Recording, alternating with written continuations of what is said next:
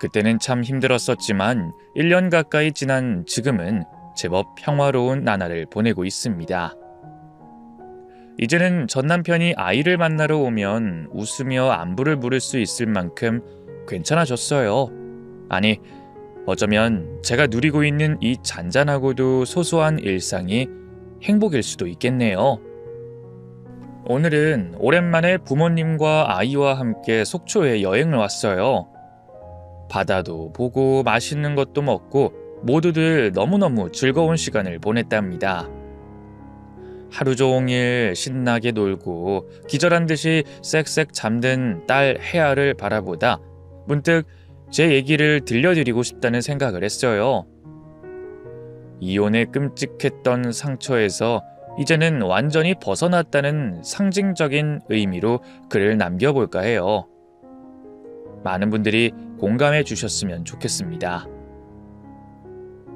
저는 화목한 가정의 외동딸로 자랐습니다. 아빠는 막노동을 하셨고 엄마는 빌딩 청소부로 일하셨어요. 할머니가 오래 앓다가 돌아가셨기 때문에 경제적으로 매우 힘들었습니다. 초등학교 저학년 때까지는 세 식구가 한 방에서 잠을 자야 할 정도로 가난했죠. 좁은 비탈길에 있는 방 2개짜리 낡은 빌라로 이사가던 날이 아직도 잊혀지지가 않아요. 난생 처음 제 방을 가져본 날이었으니까요. 짐들이 꽉 들어찬 창고에 가까운 작은 방이었지만 혼자 조용한 곳에서 공부할 수 있다는 것만으로도 크게 기뻤죠. 없는 형편에 학원엔 다닐 수 없었지만 나름 공부를 열심히 했던 것 같아요. 남들 다 다니는 학원에 보내주지 못해서 부모님이 많이 미안해하셨거든요. 특히 엄마는 제가 굉장히 머리가 좋다고 믿고 계셨어요. 그래서 똑똑한 딸 뒷바라지 못해준다는 생각에 엄청 가슴 아파하셨죠. 나는 혼자 공부해도 1등 할 수 있어. 왜냐하면 엄마 닮아 똑똑하니까. 사실을 말하자면 전 머리가 좋은 것과는 거리가 먼 사람이에요. 다만 어린 시절 철이 좀 일찍 들어서 엄마 아빠 고생하는 게 너무 안쓰러웠죠. 그래서 이 악물고 공부를 열심히 했던 것뿐입니다. 그런 노력이 통했는지 중학교 때까지는 그런대로 제법 공부를 잘했어요. 반에서 3등 안엔 꼭 들었으니까요. 하지만 고등학생이 되면서 성적이 조금씩 떨어지기 시작했어요. 공부를 게을리하는 것도 아닌데 아마도 그게 제 한계였었던 것 같아요. 괜찮아. 이것도 엄청나게 잘한 거야. 정민이는 열심히 노력하니까 금방 다시 따라잡을 수 있어. 아빠는 제가 기대에 못 미치는 성적을 받아올 때마다 이런 식으로 격려를 해주셨어요. 하지만 저는 왜 성적이 자꾸만 떨어지는 걸까? 이러다 좋은 대학도 못 가고 돈 많이 버는 좋은 직장도 갖지 못하게 되는 건 아닐까?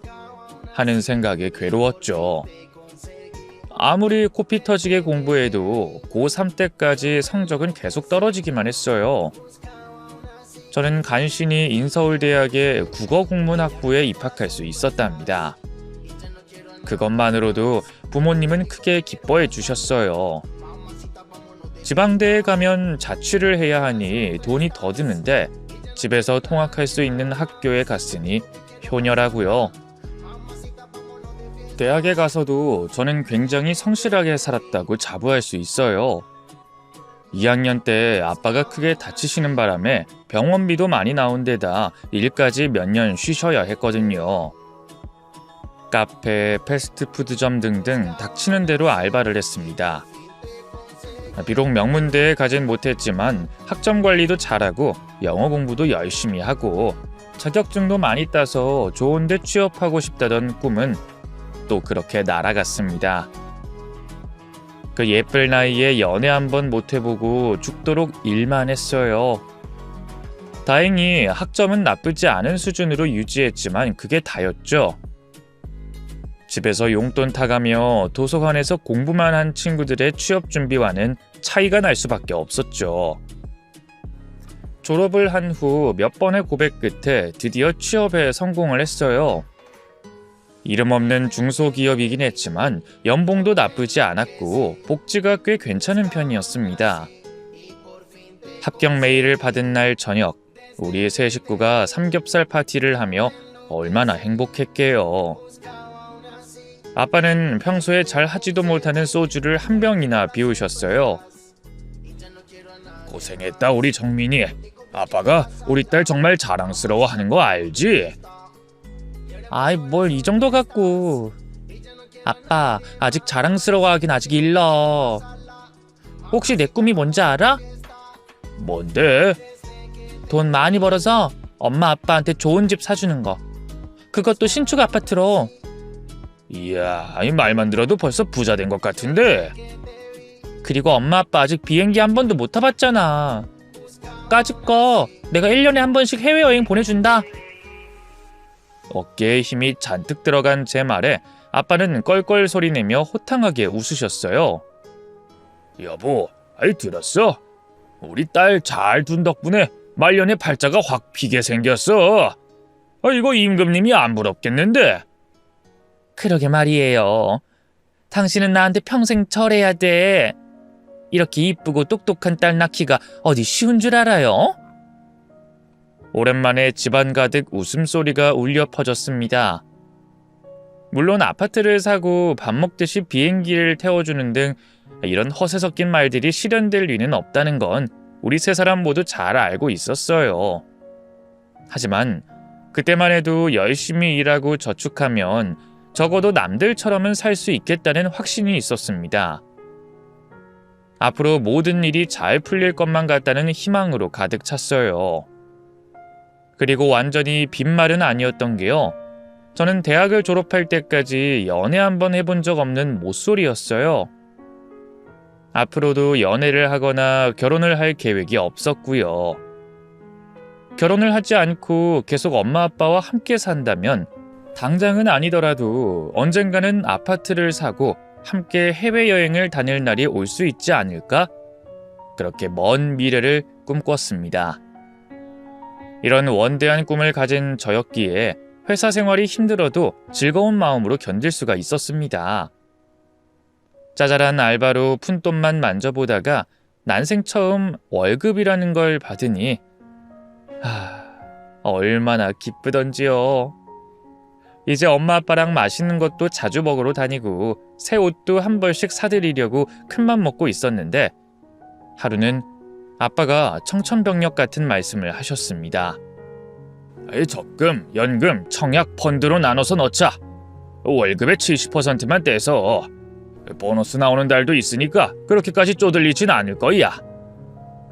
아빠, 나도 펑펑 쓰겠다는 건 절대 아닌데 그래도 70%는 좀 너무한 거 아니야?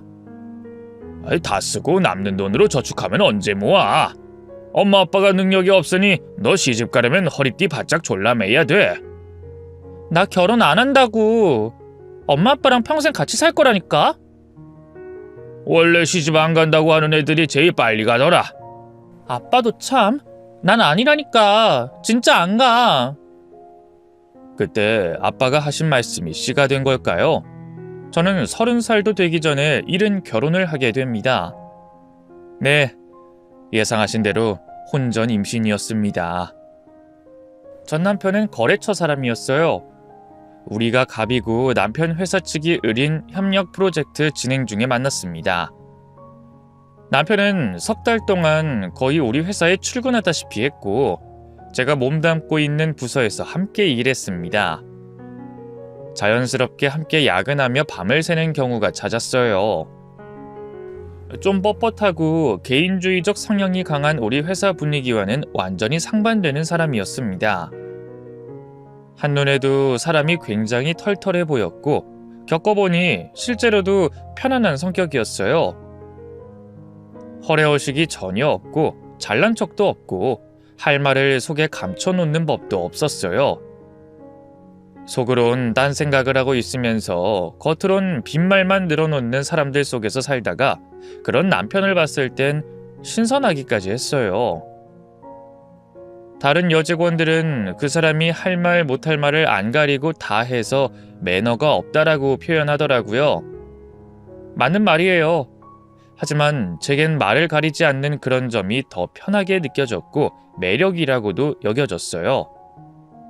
아무래도 사람들이 흔히 말하는 콩깍지란 게 제대로 씌었었던가 봐요. 정민 씨, 배 안 고파요? 뭐 좀 먹고 갈래요? 늦은 퇴근을 하는 날이면 남편과 저는 회사 근처 우동 가게에 들러 우동을 한 그릇씩 먹고 헤어지는 게 루틴이 됐어요. 그렇게 석 달이 지나고 남편이 자신의 회사로 복귀하게 되는 날, 사귀자는 제안을 받았습니다. 프로젝트가 끝나면 그 사람과는 다시는 볼 일이 없는 거거든요. 함께 일하며 정이 많이 든 사람과 영영 못 보게 될 수도 있다는 건 좀 안타까웠어요. 그래서 연애에는 눈꼽만치도 관심 없었던 제가 그의 사귀자는 말에 고개를 끄덕이고 말았습니다. 전 남편과의 연애는 나쁘지 않았습니다. 우리는 연인 사이라기보다는 아주 막역한 대학 선후배와 같이 편한 데이트를 즐겼습니다. 퇴근 후나 주말에 만나 공원을 산책하거나 백반집에서 김치찌개, 된장찌개 등을 먹고 헤어지곤 했어요. 일반 사람들이 들으면 그게 무슨 데이트냐고 말하겠지만 남편은 워낙 털털한 사람이었고 저도 그게 더 좋았거든요. 앞서 말했듯이 월급의 대부분을 아빠가 적금과 펀드로 묶어놓는 바람에 저는 쓸 수 있는 돈이 많지 않았어요. 아마 돈이 많이 드는 데이트를 해야 했다면 전 그게 부담스러워 금방 도망갔을 수도 있어요. 혼전 임신으로 해아를 갖고 나서 부랴부랴 결혼을 했습니다. 네, 아빠의 말씀이 딱 들어맞았죠. 아빠가 월급을 차곡차곡 모아주셨기 때문에 그걸로 부족하게나마 결혼 비용을 충당할 수가 있었어요. 엄마 아빠는 기뻐하셨지만 저는 사실 많이 속상했어요. 직장인이 돼 부모님께 이렇다 할 도움도 못 드리고 해외여행 한번 못 보내드리고 이렇게 빨리 결혼을 하게 돼버렸으니까요. 그런 제 마음을 알아채셨는지 엄마는 계속 제게 이런 말씀을 하셨어요. 우리 아직 젊고 둘 다 일할 수 있는데 무슨 걱정이니? 네가 가서 행복하게 잘 사는 게 제일 큰 효도야. 하지만 현실은 그렇게 생각대로 돌아가지 않았어요. 혜아를 낳고 나서 짧은 육아휴직이 끝나고 나니 제가 직장으로 복귀하기 위해선 아이를 봐줄 사람이 필요했어요. 혼자 몸이신 시어머니는 고향인 경상도에 살고 계시고 할 수 없이 우리 엄마가 빌딩 청소 일을 그만두셔야 했습니다. 남편도 저도 워낙 가진 게 없는 상황에 부랴부랴 살림부터 낸 터였죠. 전세자금 대출이며 자동차 할부금에 아기 양육비까지 통장에 돈이 쌓일 틈이 없었어요. 직장을 관두고 아기를 봐주는 엄마에게 큰 돈을 드릴 형편이 못 됐어요. 사실 애를 본 경험이 있는 사람들은 다들 알겠지만 빌딩 청소보다 아기 보는 일이 훨씬 더 힘듭니다. 오죽하면 애 볼래, 밥 맬래 물어보면 100에 100 밭을 맨다는 말이 있겠어요. 환갑이 다 된 엄마가 못난 딸 때문에 황혼 육아를 하시는데 보수를 넉넉히 드리지도 못하니 마음이 너무 아프더군요. 그래서 내가 덜 먹고 덜 쓰더라도 엄마한테 조금이나마 더 챙겨드리기 위해 갖은 애를 썼습니다. 그랬더니 남편의 불만이 터지더라고요. 장모님께 이렇게나 많이 드려야 돼? 이게 많은 거라고? 엄마 받으시던 월급 생각해봐. 우리가 훨씬 적게 드리는 거거든. 밖에서 받는 월급이랑 비교하면 안 되지. 혜아는 장모님 손녀잖아. 노인들이 손주 봐주는 건 자기 가족에 대한 사랑과 희생으로 하는 거지. 그냥 용돈 정도 드리는 게 맞다고 봐 나는. 남편은 이런 기막힌 소리를 늘어놨습니다. 희생이라뇨. 혜아가 우리 딸이지 엄마 딸인가요? 자기 자식은 부모가 책임져야 하는 겁니다. 막말로 엄마가 아기를 안 봐주시겠다고 하면 베이비시터라도 써야 할 형편인데 그럼 돈이 얼마나 심하게 깨지는데요. 게다가 남의 손에 우리 아기 맡기는 것도 불안한 일이고요. 엄마가 이렇게 적은 돈을 받으시고 사랑하는 혜아를 길러주시는데 감사한 마음은 둘째치고 보수를 더 줄이라고 말하는 남편이 참 원망스러웠습니다. 시어머니가 아기를 봐주는 상황이라도 저렇게 말했을까요? 남편이 우리 엄마의 노고를 너무 가볍게 생각하는 것 같아 무척이나 속이 상하더군요. 저는 그날 남편과 대판 싸우고 나서야 엄마의 보수를 현상 유지시킬 수 있었어요. 사실 우리 회사의 거래처 직원이던 남편의 연봉은 제 것에 많이 못 미치는 상황이었어요.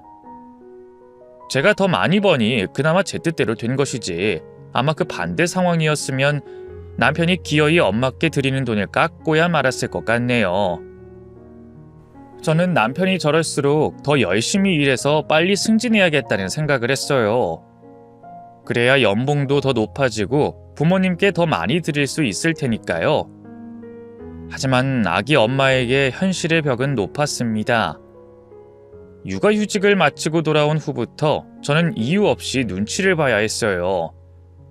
단지 아기가 있다는 이유로 인사고과에서 낮은 점수를 받아야 했고 중요하지 않은 업무만 제게 떨어졌습니다.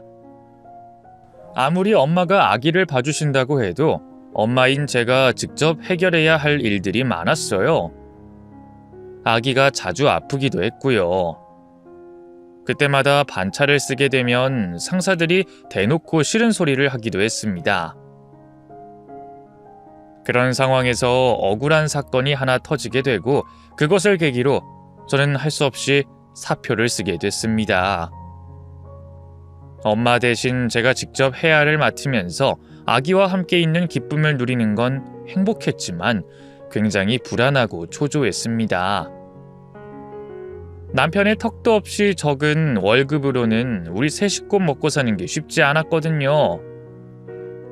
혜아가 무럭무럭 자랄수록 아기에게 들어가는 돈도 만만찮게 불어났고요. 사실 남편은 결혼 전부터 굉장히 짠돌이였지만 결혼하고 아기를 키우면서 점점 더 심한 자린고비가 돼갔습니다. 그런 와중에 제가 직장마저 잃으니 남편은 대놓고 저를 닥달하기 시작했습니다.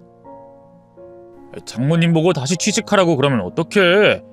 장모님이 취직하실 게 아니라 네가 일자리 구할 생각을 해야지. 저도 그 생각을 안 한 건 아니지만 갑자기 경기가 심하게 안 좋아져서 일하던 사람들도 일자리를 잃는 상황이었어요. 아기 딸린 제가 직장을 구하기가 어디 쉽나요? 그리고 아기가 이렇게 어릴 땐 엄마가 직접 키우는 게 맞다는 생각을 전 갖고 있었습니다.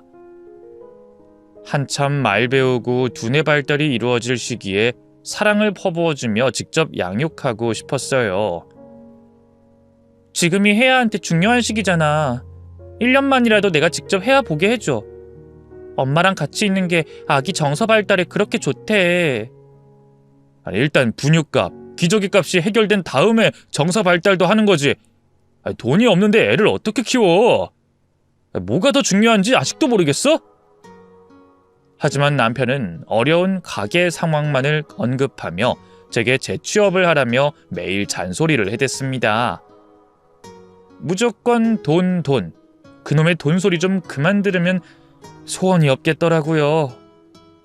가난한 게 참 불편한 일이라는 건 애진작부터 알고 있었지만 가난해서 단 1년도 내 애를 내가 직접 볼 수 없다니 정말 서러운 감정이 몰려왔습니다. 취업은 여전히 어려웠고 엄마는 다시 빌딩 청소부로 일하기 시작했습니다. 혜아를 어린이집에 보낼 시기가 오자 그때부턴 저에게도 잠시 짬이 났습니다. 아이를 맡기는 시간 동안 동네에서 아르바이트라도 해야겠다고 마음먹었어요. 운이 좋게도 옆 동네 초등학생들이 다니는 논술학원에 파트타임 선생님으로 일을 하게 됐습니다. 국어 국문을 전공한 것이 빛을 발하는 순간이었죠. 적게나마 돈도 벌고 아이도 제 손으로 키울 수 있다는 게 크나큰 장점이었습니다. 저는 나름대로 만족하며 다니고 있었는데 문제는 남편이었습니다. 너 회사 다닐 때 연봉이 얼마였는데 그 코딱지만한 돈 벌겠다고 학원 알바를 해? 당장 때려치우고 회사나 알아봐. 이제 혜야한테 한창 돈 들어갈 일만 남았는데 알바나 하고 있을 때냐고. 내가 안 알아봤어? 노력했는데도 안 된 거잖아. 요즘같이 어려울 때 누가 애기 엄마를 써줘? 미혼들도 일자리 없어서 난린데. 안 되면 될 때까지 노력을 좀 하란 말이야. 넌 지금 사태의 심각성을 전혀 몰라. 나 혼자 벌어서 너랑 혜야 먹여 살리는 게 보통 일인 줄 알아? 남편은 제가 학원에서 벌어오는 돈을 코딱지만한 돈이라고 말하며 비하했습니다.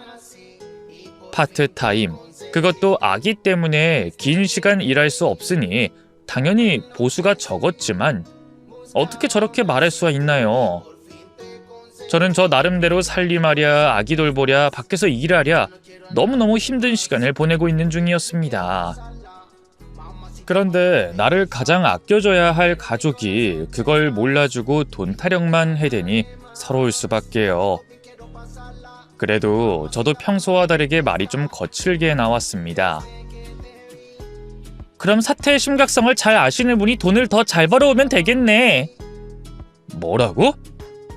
이렇게 애기 어릴 때는 맞벌이 그만두고 집에서 육아만 하는 엄마들도 많아. 여보가 그런 집 남편들만큼 돈을 못 벌어오니까 내가 애 보면서 학원 알바라도 나가는 거 아니야. 내 말이 틀려? 그니까 네 진심은 취업은 죽어도 하기 싫고 집에서 애나 보면서 띵가띵가 놀고 싶다는 거네? 그래서 일자리 구하는 척만 하고 일부러 취업 안 한 거야? 누가 그렇대? 내 말은 여보만 돈 잘 벌어왔으면 우린 지금 아무 문제 없다는 거야. 그럼 이게 다 내 탓이라는 거야? 전부 네 탓은 아니지만 네 지분도 상당하니까 제발 돈돈거리지 좀 말란 얘기야. 남편은 자존심이 상했고 저는 그동안 쌓였던 게 터져 우린 크게 말다툼을 했습니다. 아기가 놀라 울음을 터뜨리는데도 우리 부부는 서로 한 걸음도 물러서지 않은 채 맹렬하게 싸워댔어요. 난장판도 그런 난장판이 없었네요. 사실 저도 많이 잘못했죠. 남편이 돈을 못 벌고 싶어서 못 버는 게 아닌데 그걸 빌미 삼아 공격하다뇨. 그날 자존심이 크게 다친 남편은 제게 나가서 돈 벌어와라, 회사 알아봐라 이런 소리를 그만두긴 했어요. 그것만으로도 좀 숨통이 트이는 기분이었습니다. 하지만 남편은 대신 다른 방식으로 저를 괴롭히기 시작했죠. 이번 달 카드값 좀 봐. 집에서 살림만 하는 사람이 왜 이렇게 손이 커? 도대체 어디로 돈이 새길래 이렇게 빵꾸가 나는 거야? 어렸을 때부터 가난한 집에서 자라 절약이 생활화된 제가 낭비를 할 일이 있나요? 카드값이 많이 나온 건 사실이었지만 그건 다 애 키우는데 돈이 많이 들기 때문이었습니다. 육아용품들이 얼마나 비싼지 저도 구입할 때마다 새롭게 놀라곤 했으니까요. 저는 마트 영수증과 인터넷 쇼핑 목록을 남편에게 들이대며 따졌어요. 이거 다 우리 혜야한테 필요한 물품 산 거거든? 애기한테 돈 들어갈 일이 하도 많아서 난 아무리 힘들어도 외식 한 번 안 하고 버텼어. 바쁘고 시간 없어도 애기 반찬, 어른 반찬 다 따로 해댔잖아. 누구보다 잘 아는 사람이 어떻게 나한테 뭐라 그럴 수가 있어? 외식 한 번 안 했다니. 그럼 이건 뭔데? 아구찜 66,000원. 설마 애기가 먹은 거야? 비웃는 듯한 남편의 콧방귀에 저는 그만 분노를 터뜨렸습니다. 저번에 엄마 아빠가 혜야 보러 오셨을 때 오랜만에 모시고 나간 거잖아. 아빠가 아구찜 좋아하시니까. 거 봐. 결국 네가 쓰고 싶어서 쓴 돈이잖아. 이러면서 애기 핑계는. 그럼 엄마 아빠 오셨는데 그것도 못 사드려? 그 정도도 못할 거면 왜 살아? 장인어른도 그래. 우리가 초대한 것도 아니고 자기들이 애기 보고 싶어서 오신 거면서 애 키우느라 고생하는 딸 밥도 못 사주셔? 기어이 얻어먹고 가셔야겠어? 얻어먹어? 장인 장모한테 무슨 말버릇이 그래? 우리 엄마 아빠가 거지야? 얻어먹게? 남편과의 냉전은 이런 식으로 한 달이 넘게 이어졌습니다. 그러던 와중에 시골에 계신 시어머니가 아기를 보러 올라오셔서 우리 집에 며칠 묵게 되셨습니다. 자주 있는 일은 아니라 저는 남편이 미운 것과는 별개로 시어머니께는 잘해드리고 싶었어요. 손주를 자주 보고 싶으실 텐데 그러지 못하신 게 안타깝기도 했고요. 그래서 갈비찜과 잡채 등 큰맘 먹고 요리를 좀 했습니다. 상 차리는데 꽤 큰 돈이 들어갔는데도 남편은 별소리 안 하더라고요. 그러더니 주말에 어머님 서울 관광을 시켜드린다며 모시고 나갔다가 아예 저녁까지 먹고 늦게 귀가를 했어요. 그런데 남편의 손에 백화점 쇼핑백 몇 개가 들려있는 게 아니겠어요. 어머님, 오늘 재밌으셨어요? 좋은 데 많이 가셨어요? 아유, 그럼. 역시 서울이 좋긴 좋다. 백화점에 예쁜 게 얼마나 많던지. 근데 서울은